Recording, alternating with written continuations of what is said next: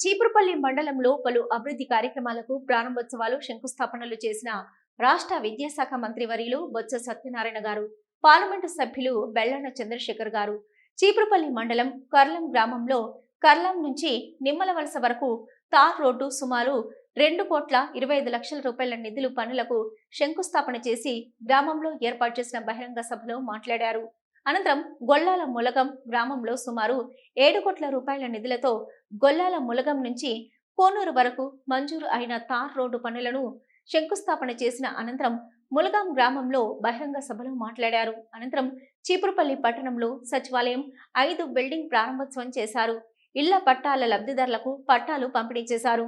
ఈ కార్యక్రమంలో MPP Ippili Venkata Narasamma, ZPTC Valreddy Sirisha, మండల వైఎస్ఆర్ పార్టీ అధ్యక్షులు ఇప్పిలి అనంతం, జిల్లా వైఎస్ఆర్ పార్టీ కార్యదర్శి వల్రెడ్డి శ్రీనివాస్ నాయుడు, ఎక్స్ జెడ్పీటీసీ మీసల వరహల నాయుడు, యువ నాయకులు Bellana Vamsi, AMC chairman Dhannana Janardhan, Cheepurupalli major sarpanch Mangalagiri Sudharani, vice MPP Pativada Rajarao, Karimajji Ramanamma, Srinivasarao, Banana Srinu, Banana Ramana, అధికారుల శ్రీనుబాబు, ఇక మీసాల రమణ, గొర్రెల శ్రీరాములు నాయుడు మరియు మండల నాయకులు మరియు చీపురుపల్లి మండలం సర్పంచులు, ఎంపీటీసీలు, వార్డు మెంబర్లు, ప్రజాప్రతినిధులు, ప్రజలు హాజరయ్యారు.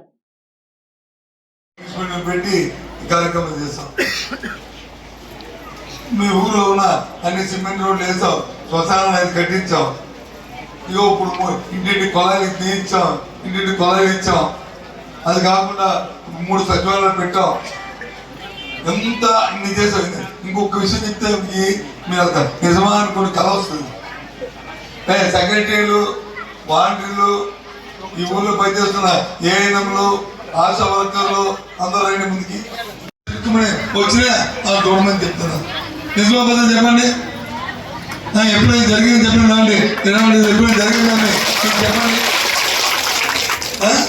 ఊరుగా టీవీని తీస్తే జగన్మోహన్ రెడ్డి వచ్చి జగన్మోహన్ ఇది మా మీద ఇది అని అంటారు.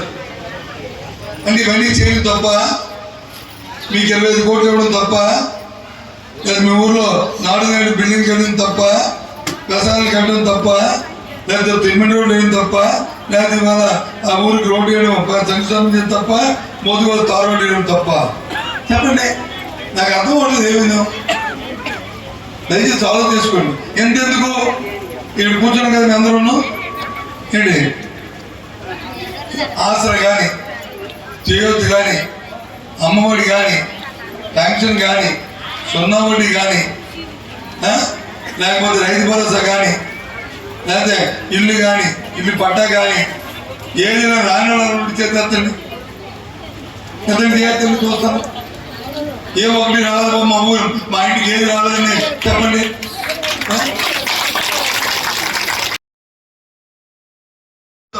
ఏం చేస్తాం?